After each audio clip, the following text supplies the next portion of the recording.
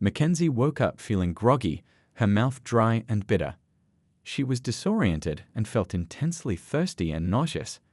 There was a constant buzzing in her head that made it hard to tell what was real. At first, she couldn't figure out where she was. All she knew was that she was lying in a tight, small space. Panic set in when she tried to move and realized she was trapped in a narrow, tight area. She pushed against the barrier with her feet, but it wouldn't budge. Slowly, as her mind cleared up, she started to think clearly. She desperately wanted to call for help, but was unsure if it was really dark or if her eyes were playing tricks on her. Fear grew as she reached out and felt smooth fabric behind her. She touched it with a shaky hand and found it solid. Reality started to sink in. Was she in a coffin? Her heart raced and she struggled to breathe. She wanted to scream, but only a choked sound escaped her lips. Panic gripped her throat, making her feel paralyzed, as if she had been drugged against her will. A cruel trick she had unwittingly fallen victim to. Outside, the van carrying what looked like MacKenzie's coffin stopped, jolting slightly on the rough road through the cemetery. The driver's door slammed shut with a definitive thud, followed by the scraping of movement. MacKenzie's heart pounded as she vacillated between hope for rescue and overwhelming fear of what might happen next. As her coffin was carefully unloaded and placed on the ground, MacKenzie's anxiety peaked. She desperately hoped this was all a terrible joke, a cruel prank that would end in laughter. Put her here. Finally, she's where she belongs, a voice said with scorn. It was Sabrina, MacKenzie's friend, or so she had thought. The sting of betrayal cut deep. Why would Sabrina speak with such hostility? With a heavy heart, MacKenzie realized the truth. Paul and Sabrina weren't just acquaintances, they were partners in a sinister plan against her. Their pretended care and friendship had been a disguise for their true intentions. I can't believe we are finally done with this. Paul's voice cut through the air with chilling clarity. A faint breeze brushed against MacKenzie's face as Pride, the gravedigger, opened the coffin lid. The fresh air brought a small relief to her lungs, struggling against the effects of drugs.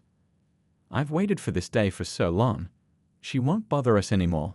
Paul's words rang out sharply. Beside him, Sabrina held his hand tightly, their closeness now revealing their shared greed and malice rather than love. We're fortunate her father passed away last year. If he was still alive, we'd have had to deal with him too, Paul murmured cautiously, aware of the gravediggers nearby. MacKenzie felt a new wave of horror as she realized the extent of their planning and deception. In the midst of this grim scene, an interruption, Richard's dog, a faithful companion to the cemetery's caretaker, began to whine and bark insistently at the coffin. His uneasy behavior added to the already tense atmosphere. "Shut your mud up." Sabrina's voice pierced the tense air, breaking the sullen moment. "Can't you see we're having a moment?" "Sorry," Richard grumbled, scolding his dog. "Luke, quiet down." Inside the coffin, MacKenzie grappled with a storm of emotions, fear, betrayal, disbelief, all swirling inside her. She wanted to scream, to reveal she was conscious and confront her betrayers. But the risk was too great. Any movement, any sign of life might provoke Paul to take more drastic measures. So she lay still, a silent witness to the cruel fate they had planned for her. Paul's ruthless ambition was laid bare. His desire for a large inheritance had stripped away any semblance of decency, revealing a man capable of terrible deeds. The realization that he could dispose of the gravediggers as easily as he had plotted against his own wife chilled MacKenzie to the core. Beside her, Sabrina leaned over MacKenzie's unnervingly motionless body, muttering with detached disbelief, "Jesus. She doesn't even look human, more like a doll." It's creepy. Sabrina's words were devoid of empathy, echoing the coldness of their situation. Paul, confident in his sinister plan, dismissed any concerns about an autopsy. "There's no close family left for MacKenzie in this city. She only had you as a friend," he told Sabrina. "And these drugs leave the system quickly. No expert will find anything suspicious. I've taken care of everything, and I didn't do this to fail over something trivial." His assurance was chilling, revealing how meticulously he had orchestrated their scheme. MacKenzie, overhearing their conversation, felt a surge of fury but quickly suppressed it. She knew any physical reaction, even something as small as sweating or blushing, could betray her feigned death and seal her fate. Paul then turned to Richard and Carter, the young apprentice of the seasoned gravedigger. "How much longer?" "About 20 minutes," they replied from inside the grave. "Let's get out of here," Paul declared, putting his arm around Sabrina. "No need to stick around to see how it all ends." Sabrina, her tone whiny and self-absorbed, complained, "I'm starving. Let's grab something to eat. I'm so tired from all of this," adjusting her stylish leather coat. Her attire, more suited for a fancy dinner than a solemn funeral, starkly contrasted with the cemetery's somber setting. Richard couldn't help but notice her extravagant appearance among the crosses and monuments. With a final look at Mackenzie's pale face resting in the soft blue satin of the coffin, Sabrina exchanged a smile with Paul.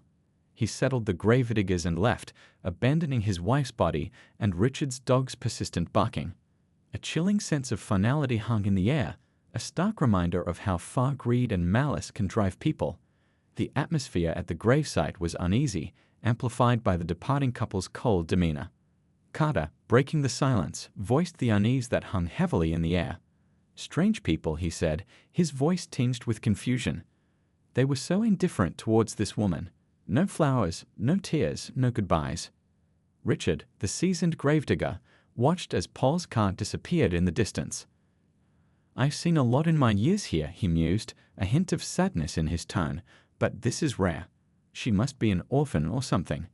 His attention then shifted to Luke, the large dog who had been unusually agitated. "Luke, get out of here," he scolded, but the dog's restlessness only grew. Without any of Mackenzie's relatives present, Luke's behavior became more erratic. He howled and barked incessantly at the coffin lid, as if driven by an unseen force.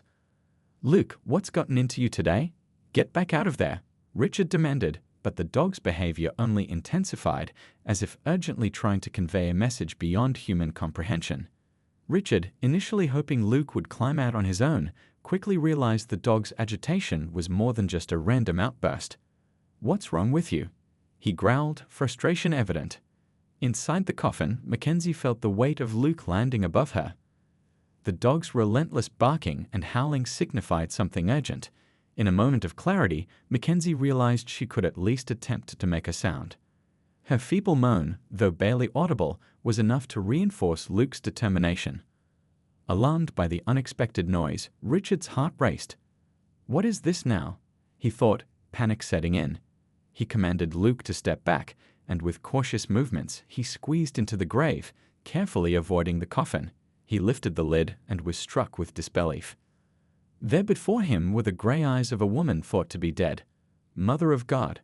Richard exclaimed, recoiling in shock. As Mackenzie tried to speak, her words came out tangled and indistinct. "How on earth are you alive?" Richard blurted out, his voice a mix of concern and astonishment. He helped Mackenzie into a sitting position, their eyes locking, hers filled with fear. "Are they still here?" she whispered weakly, her voice trembling as tears rolled down her cheeks. "Who?" "Oh, those scoundrels," Richard nearly cursed, his anger evident. "We need to call the doctors. How do you feel?" "We need an ambulance right away," he said, his mind racing with what to do next. Mackenzie, gathering what little strength she had, extended her hand, signaling him to stop. "Don't, please," she implored. "We can't scare them away. If they find out I'm all right, just need some time, I guess," she added, her voice barely above a whisper. "All right, as you say. Let's get you out of here," Richard agreed, his tone now calmer but still full of concern. As Mackenzie emerged from the coffin, the reality of her near demise hit her. She wept, clinging to the earth, her hands grasping for support as she struggled to the surface, surrounded by the somber presence of crosses and portraits of the deceased. The grim reality of her situation sank in deeper. She realized with a heavy heart that she could have been one of them, lost and forgotten, if not for the miraculous intervention that saved her life. Her relief was profound yet tinged with the haunting knowledge of how close she had come to an undeserved end. Overwhelmed by the harrowing experience, Mackenzie pleaded with Richard, her voice trembling with desperation. "Take me away from here, please," she implored, squatting and covering her face with her hands, as if to shield herself from the grim reality that surrounded her. Richard, understanding the urgency of her request, paused only briefly to consider the situation. MacKenzie was clearly in a state of shock, and it wouldn't be right to ask her to wait while he dealt with the logistics of the disturbed grave and the relocation of the coffin. He resolved to handle everything early the next morning before anyone could notice the disturbance. Soon, MacKenzie found herself in the same van that had transported her to the cemetery, but now as a living, breathing passenger. The reality of her ordeal weighed heavily on her mind. Just a day ago, she had been having dinner with her husband, Paul, in their luxurious two-story house, a legacy from her parents. Now she grappled with the chilling realization that she had narrowly escaped death at his hands. She guessed that Paul had put something in her wine during their anniversary dinner to make her pass out without suspecting anything. She remembered their conversation from the night before. "It doesn't seem like you," she had said playfully, looking into Paul's eyes. "Usually, you pick the best restaurant with live music and everything." Paul had leaned in, kissed her, and said, "Don't start this now. It was hard to give it up." "I did it for you, by the way." MacKenzie had laughed, not knowing what was coming. "Yeah, I really appreciate your effort to please me," she had responded. "Being alone on such an important day is the best.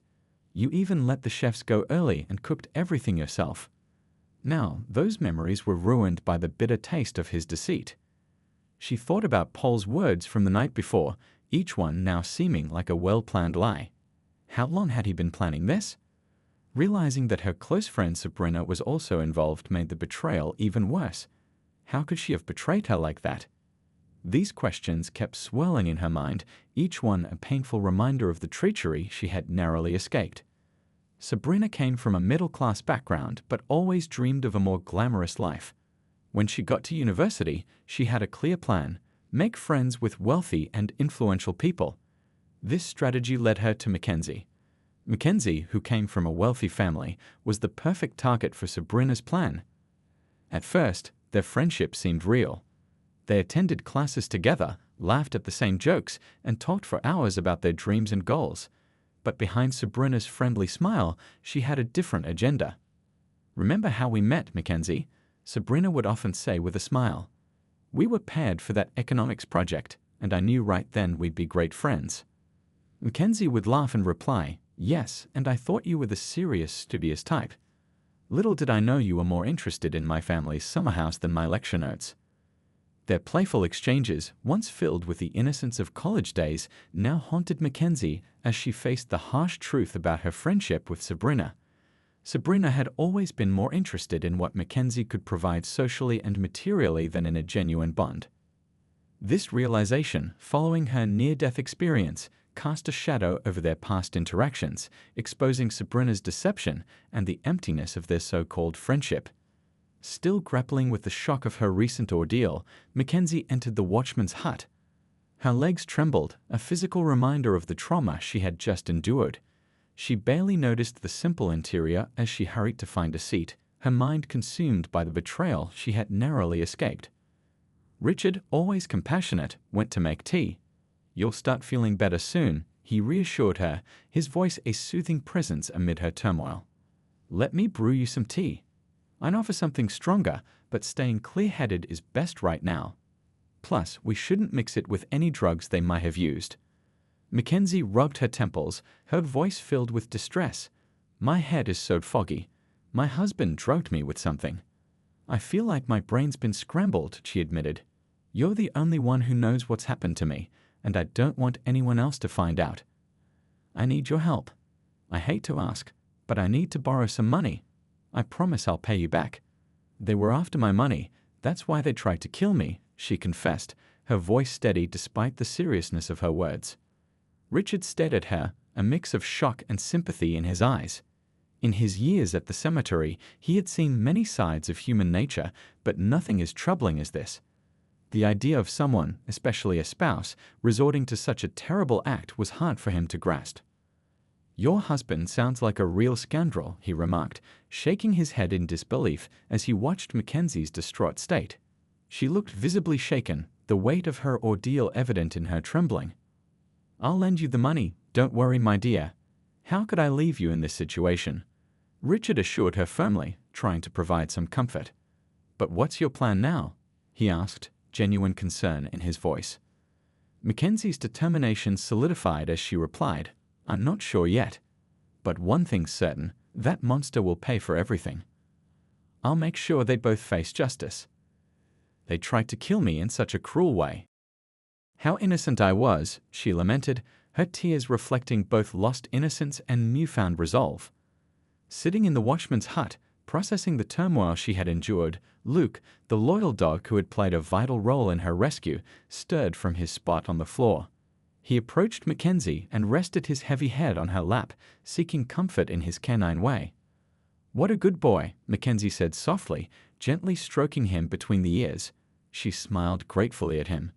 "I forgot to thank you earlier. You're the one who saved me," she acknowledged, addressing her furry rescuer. Luke wagged his tail happily, clearly appreciating the praise. "Luke is a clever one," Richard added with a proud smile, joining in to stroke the dog's black coat. "I've grown so fond of him in the 7 years we've been together. You wouldn't believe how small he was when I first found him on the streets," he reminisced fondly. Mackenzie glanced from Luke to Richard. "I think I'll stay at a hotel tonight." "This place is a bit too cozy for guests," she said, acknowledging the hut's simplicity. "Sure," Richard replied, rising and heading to his desk. He opened a drawer and took out his wallet. "Here," he said, handing Mackenzie some cash. "This should cover you for now. I'll call you a cab." That night, Mackenzie found herself in a rundown hotel, struggling to find sleep. The events of the previous day haunted her, leaving her afraid to close her eyes. Her mind raced with unsettling thoughts. What if Paul found out she had escaped and came after her? Could he and Sabrina be watching her right now? Above all, Mackenzie wrestled with the daunting task of exposing her husband and her deceitful friend. She knew she had to proceed carefully and strategically. After a restless night, as dawn broke, Mackenzie finally managed to rest, her determination solidifying. She now knew what steps she had to take. Returning to the cemetery the next day, Mackenzie headed straight for Richard's hut, but found it empty. Walking among the graves, a shiver ran down her spine as she contemplated the horrifying possibility that she could have ended up as one of the silent residents of this solemn place. The thought of her life nearly ending at just 29 years old was a chilling realization, strengthening her resolve to confront the injustice she had faced. Mackenzie called out for Richard, and Luke eagerly responded, his joy evident in playful jumps and wagging tail. "Hello, good boy," she greeted warmly, petting his shiny fur affectionately. Following Luke, she found Richard diligently working, clearing weeds that had grown over an old grave. "You're back," Richard remarked, not stopping his work as he greeted her with a chuckle. Mackenzie smiled in return. "Yes, I'm back, and I need your help again." Mackenzie joined Richard in awkwardly pulling at the thick grass, showing her inexperience but finding the physical activity calming. Richard, noticing her struggle, handed her a small hoe. "Use this instead. Just be careful not to hit your feet." "So, what's the plan?" he asked. Mackenzie laid out her strategy. "We need to scare Paul. You'll call him and tell him you know his secret, that you saw me wake up and that I'm alive.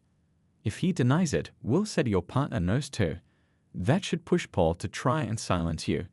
When you meet him, demand a large sum for your silence and record every word. Paul's a talker, so he'll probably say something incriminating." "Sounds like a plan," Richard agreed, impressed with her approach. "Let me finish up here first." After about half an hour, they were ready to make the call. Richard took a deep breath and dialed Paul's number, waiting for him to answer. "Hello, it's Richard. We need to meet and talk about how you buried your wife alive. I'll see you at my hut today at 4:00 p.m. I'll also text you the amount of money you need to bring to keep me quiet," he stated, hanging up after Paul's brief, startled response. "So, what did he say?" Mackenzie asked anxiously, sensing the tension in the air. "Well, he only said okay. He must have been so scared that he didn't even try to negotiate," Richard replied. Before putting their plan into action, they involved a police officer. The officer arrived promptly and questioned Mackenzie in detail about her experience and the strategy they intended to use. As the clock ticked closer to the agreed time, tension filled the air, their carefully laid trap poised to spring. Mackenzie's ordeal had reached a critical point, and as she recounted the harrowing details to Officer Andrews, his astonishment was palpable. "So, your husband planned to kill you?" he asked, his tone a mix of surprise and disbelief. "Yeah, he's quite cunning. You'll see for yourself soon," MacKenzie replied, her voice steady with determination born from betrayal. With Officer Andrews' help, she positioned herself discreetly around the hut, waiting for Paul's arrival, ensuring they remained hidden from view. Paul, cautious and alert, scanned the surroundings upon arrival to ensure he wasn't being watched. He greeted Richard with a handshake before stepping into the hut. "Impressive old man," Paul remarked with a hint of superiority as he closed the door. "Took you all day to decide to blackmail me." Richard, struggling to contain his anger, replied calmly, "Well, it's a once-in-a-lifetime opportunity, I suppose." Paul, displaying his usual arrogance, handed a bag to Richard. "Keep quiet about this," he warned. "If any of this gets out, you'll be my prime suspect, and you'll end up in a new grave." His threat was as chilling as it was direct. Richard, barely concealing his emotions, asked, "Why did you do that to her?" "It must have been a horrific death. She was moving in that coffin. She must have woken up underground." Paul, showing no remorse, casually admitted his mistake. "I hoped she'd die in her sleep. Seems the drugs wore off sooner. But it doesn't matter now. It's done. You're my partner in crime, so if you try to expose me, you'll face the consequences too." Paul's confession was chillingly indifferent. MacKenzie was a bold, spoiled brat. "She never treated me as an equal, so she got what she deserved," he declared dismissively. He turned to leave, opening the door, only to freeze in place. Standing before him were Officer Andrews and MacKenzie, very much alive. "Nowhere to run," MacKenzie stated, her voice filled with a mix of triumph and anger as she struck her husband across the face. Remaining composed, Paul pushed past them and sprinted toward his car. "Luke, get him!" Richard commanded. The loyal black dog lunged at Paul, knocking him down and grabbing onto his leg, tearing at his pants. "Get this damn dog off me!" Paul shouted, trying desperately to shake Luke loose. Turning to Richard, MacKenzie asked urgently, "Do we have the recording of Sabrina?" Richard smiled confidently, pulling out his phone. "You doubt me?" "I've got everything." These criminals won't escape justice. His words rang out with assurance, a vow that the truth would prevail. With Paul and Sabrina arrested, MacKenzie finally found herself in a place of safety and relief. The weight of her harrowing ordeal began to lift, allowing her to focus on giving her statement and preparing for the upcoming trial. She made a point to avoid unnecessary encounters with Paul and Sabrina, unwilling to endure their deceit or false displays of remorse. Paul remained unapologetically greedy and cruel, while Sabrina resorted to pleading for forgiveness. "MacKenzie, please forgive me," she begged, grabbing Mackenzie's sleeve during an unexpected encounter at the prosecutor's office. "I never meant for any of this to happen. Please believe me," Sabrina continued tearfully. However, MacKenzie remained stoic, showing no emotion in response to Sabrina's desperate pleas. "Please keep her away from me," MacKenzie requested from the nearby officer. "I don't want to see her." Returning to her parents' home provided a sanctuary for MacKenzie. The first thing she did was surrender to a deep, restorative sleep. Despite her fears that sleep might evade her after such a traumatic experience, the knowledge that Paul and Sabrina were no longer a threat allowed her to drift off with ease. During moments of quiet reflection, MacKenzie recognized the pivotal role played by Richard and his loyal dog Luke in saving her life and ensuring justice. They had become her unexpected guardians, stepping into her life during its darkest hour and guiding her back to safety. Their bravery and quick thinking had not only spared her from a tragic fate, but also helped ensure that those who wished her harm faced the consequences of their actions. As the turmoil surrounding her ordeal settled, MacKenzie felt a deep desire to express her gratitude to those who had been instrumental in her survival. She made a decision to visit Richard, the gravedigger who had played such a crucial role in her rescue. Along with her, she brought gifts to show her appreciation, a new jacket for Richard and a collar, along with treats for his faithful companion Luke. As MacKenzie approached the cemetery, her heart swelled with a mix of emotions. The place that had nearly been her final resting spot now held a profound significance for her. Spotting Richard amidst his usual duties, she approached him with a warm smile. "Richard," she called out gently, not wanting to startle him. Richard turned around, surprised and pleased to see her. "MacKenzie, what brings you back here?" he asked, his face breaking into a welcoming grin. "I wanted to thank you properly this time," MacKenzie replied, offering him the jacket. "I hope this keeps you warm during those cold nights." Richard accepted the jacket, his eyes reflecting deep gratitude. "Thank you, MacKenzie. This means a lot," he said, feeling the fabric between his fingers. "And this," MacKenzie continued, revealing the collar and treats, "is for Luke." At the mention of his name, Luke trotted over, his tail wagging in excitement. MacKenzie knelt down to fasten the new collar around his neck and offered him a treat, which he eagerly accepted. "He's been a true hero," she said warmly, scratching Luke behind the ears. "He sure is," Richard agreed, watching the interaction with a smile. "He's got a knack for sensing when something's wrong." In the midst of their conversation, MacKenzie felt a surge of warmth and gratitude towards Richard, realizing just how profoundly he had impacted her life. She wanted to show her appreciation beyond just gifts. "Richard, I was wondering," she began, her voice sincere, "if I could invite you to dinner. It's the least I can do to thank you properly for everything." Richard, taken aback by the invitation, hesitated for a moment, his usual reticence evident. "Oh, I don't know, MacKenzie. I'm not much of a dinner guest," he replied modestly. MacKenzie smiled warmly, understanding Richard's initial reluctance. "Please, it would mean a lot to me. You've done so much, and I just want to show my appreciation in a small way. It doesn't have to be anything formal." After a brief pause, a gentle smile broke through Richard's reserved exterior. "Well, in that case, how could I refuse such a kind offer? I'd be honored to join you for dinner, MacKenzie." As they dined in the cozy, inviting atmosphere of the restaurant, MacKenzie couldn't help but ponder the stark contrast between Richard's gentle demeanor and his somber occupation. Leaning forward, she asked softly, "How did you end up working in such an unusual place? It seems so different from who you are." Richard paused, his eyes reflecting a distant memory. "Well, MacKenzie, my life 35 years ago was a world apart from what it is now," he began, his voice tinged with nostalgia. "I was married to Natalie, a wonderful woman with the kindest heart. We had a little boy, Johnny. He was just 2 years old at the time." MacKenzie listened intently, sensing the profound sadness in Richard's voice as he shared his past. "Natalie was studying to be a teacher, and I worked in construction. We were just a regular young family full of dreams and aspirations," Richard continued, his voice tinged with nostalgia. He paused, gathering his thoughts before delving deeper into his memories.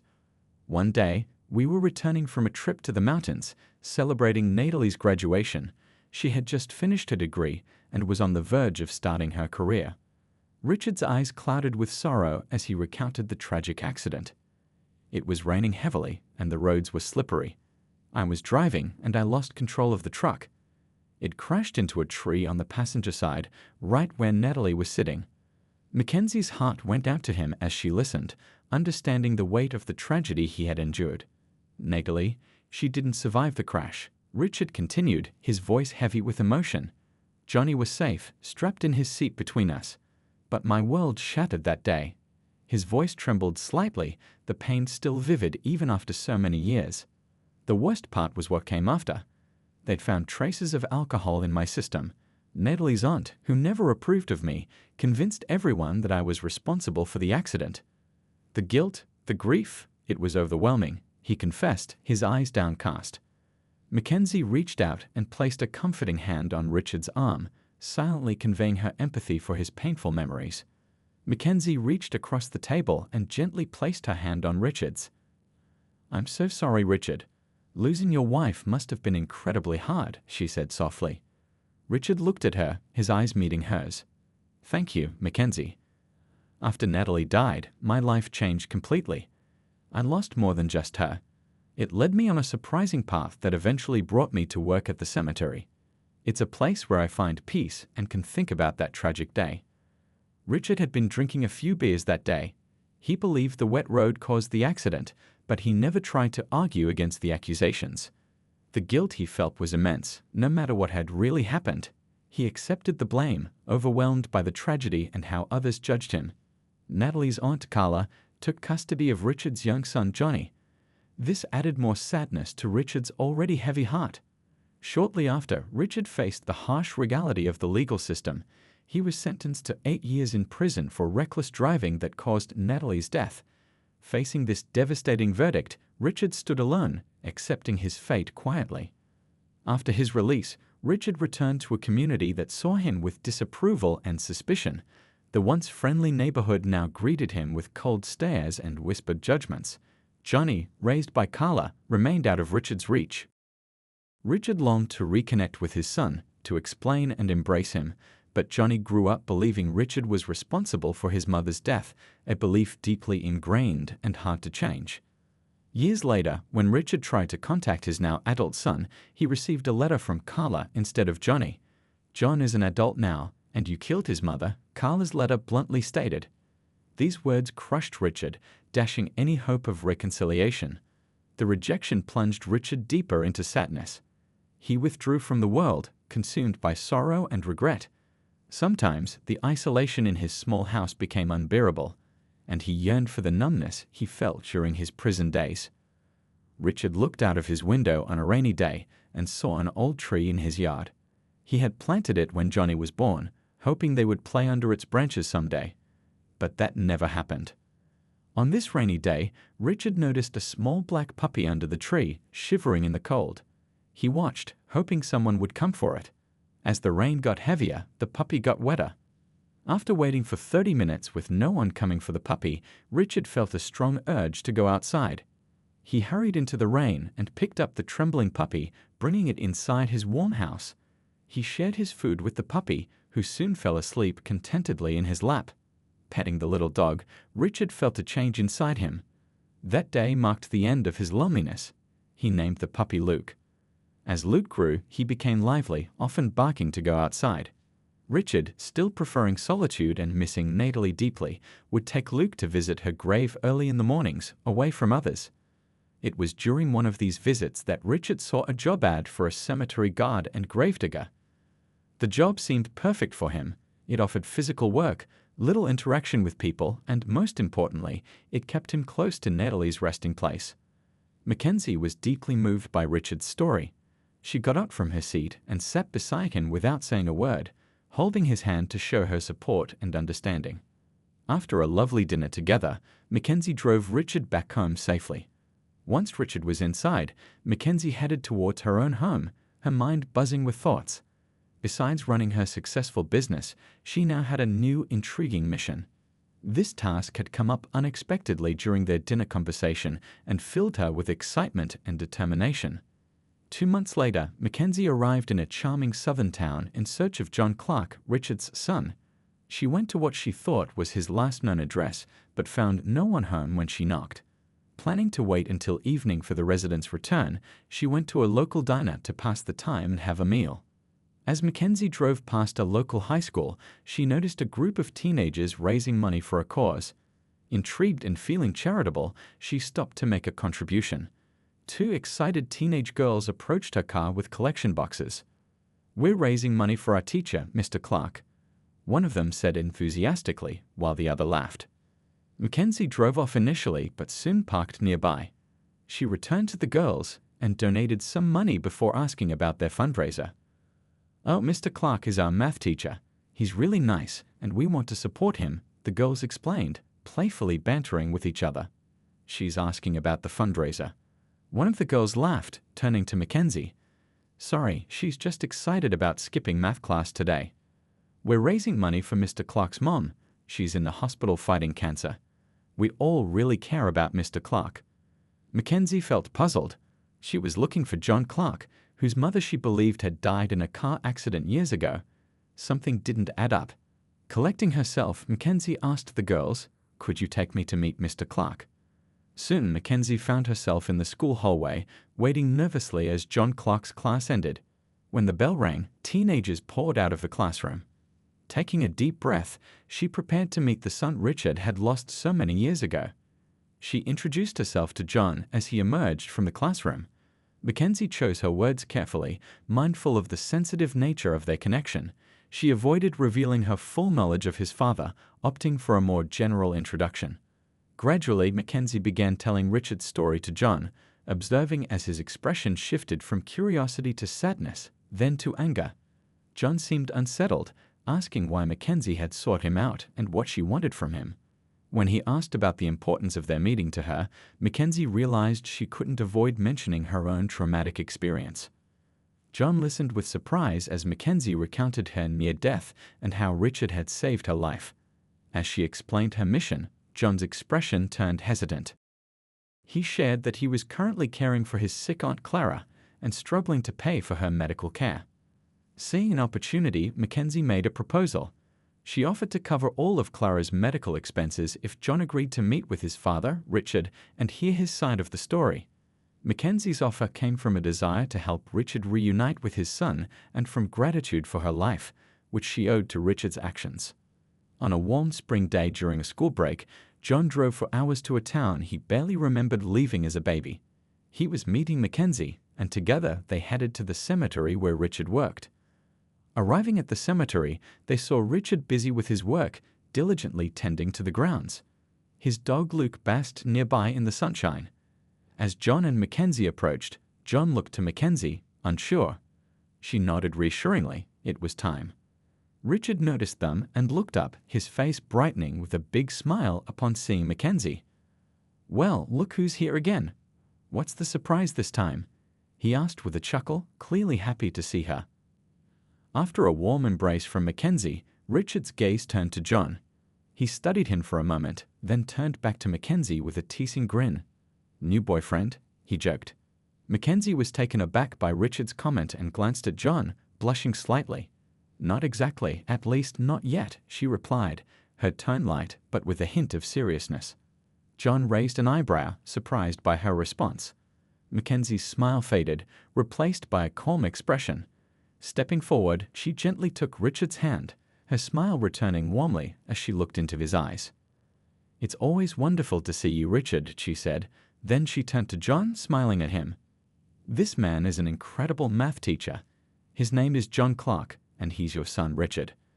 Richard's face showed a mix of disbelief and shock.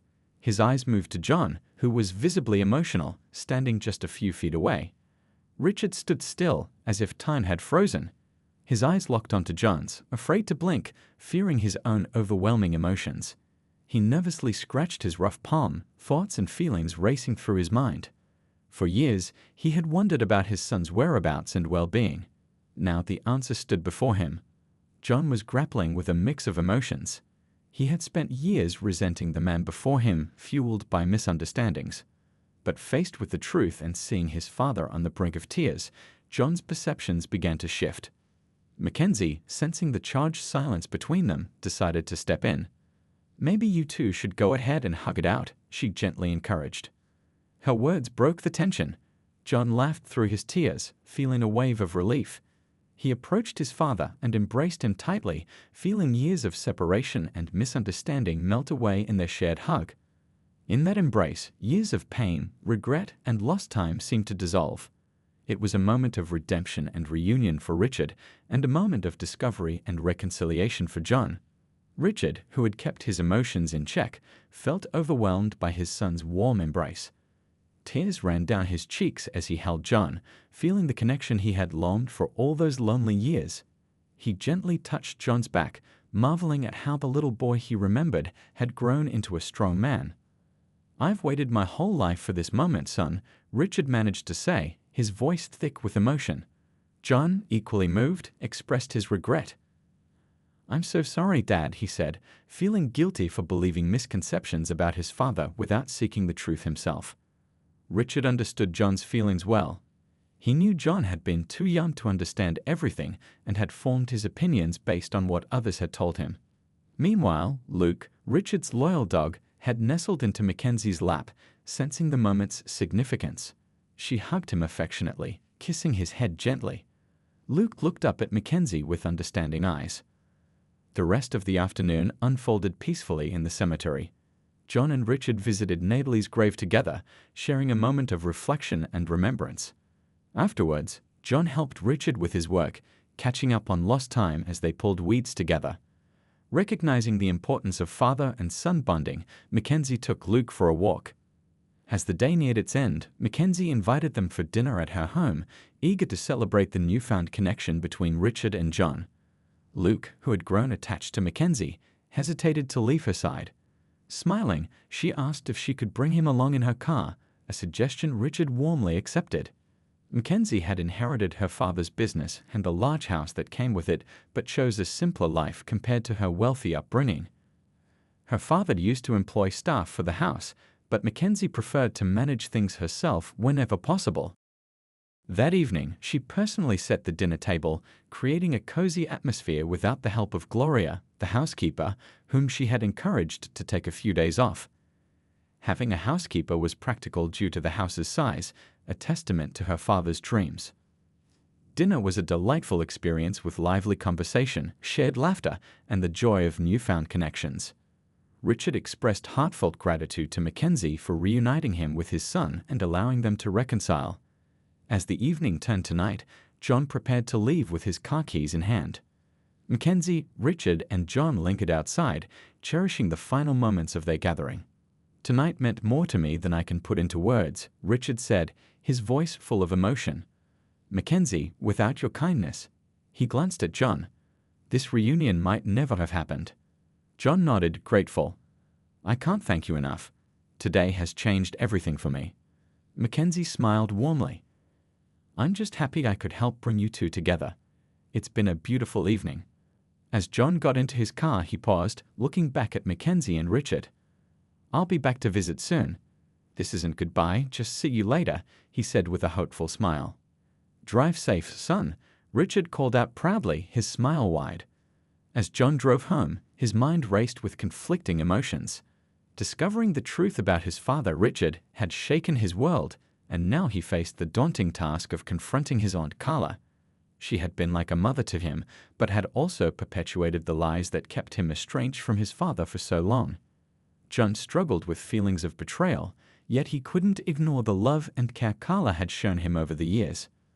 MacKenzie's gesture of covering Carla's medical bills had further complicated John's feelings. It was an act of kindness that had helped Carla recover and return home, adding another layer to John's internal turmoil. When he arrived home, Carla awaited him, her eyes filled with silent remorse as he entered. "Please forgive me," she whispered softly, her voice heavy with regret. John remembered Richard's words, "No matter what, it's all in the past now. She took care of you and provided things I couldn't. Forgive her, son." These words echoed in John's mind as he looked at Carla. He realized that forgiveness was not just about accepting apologies, but also about letting go of resentment and moving forward. With those words resonating in his mind, John chose not to respond verbally. Instead, he took a moment and then walked slowly towards Carla. He embraced her, conveying his forgiveness through the embrace. It was a hug filled with understanding, acceptance, and a readiness to move forward from the past. As time went on, John felt increasingly drawn to his father, Richard, and their growing relationship. His visits became more frequent, something he cherished deeply. Whenever he visited Richard, he always made a point to stop by MacKenzie's as well. Their bond, formed in extraordinary circumstances, continued to strengthen. During one visit, Richard couldn't help but notice John's extra enthusiasm whenever MacKenzie was mentioned. Teasingly, he remarked, "Seems like you're more excited to see MacKenzie than your old man." John blushed at the remark, acknowledging the truth in his father's words. His relationship with MacKenzie had evolved beyond friendship. Before long, they began dating, their connection growing deeper each day. For Richard, witnessing his son find happiness brought immense joy. It was as if his life, once shadowed by darkness and despair, was now unfolding on a path illuminated by light and hope. Richard often found himself reflecting on the serendipity that led him to his job at the cemetery. What had initially felt like a retreat from the world had unexpectedly brought him closer to God, reunited him with his son, and witnessed the blossoming of a new love. "Thank God for leading me to this job," Richard would quietly murmur to himself. "It's brought more blessings than I could have ever imagined." Watching his son and MacKenzie together, Richard felt an overwhelming sense of gratitude. The cemetery, a place traditionally associated with endings, had paradoxically become a place of new beginnings for him and his family. It was a poignant reminder that life, despite its complexities, always held the potential for redemption and joy. Standing before Natalie's grave with a fresh bouquet of flowers in hand, Richard wore a gentle smile. The vibrant colors of the blooms contrasted beautifully with the solemnity of the gravestone, symbolizing the renewed lease on life Richard had discovered. Speaking softly, as if Natalie could hear him, he shared his newfound happiness. "I found happiness again, Natalie. I wish you could see how everything has turned around." With a final glance at the grave, Richard turned and walked away, his steps lighter than they had been in years. He carried with him the warmth of renewed relationships and the promise of many more joyful days ahead. The sun bathed him in its gentle glow, mirroring the lightness he felt in his soul, a soul that, against all odds, had rediscovered happiness.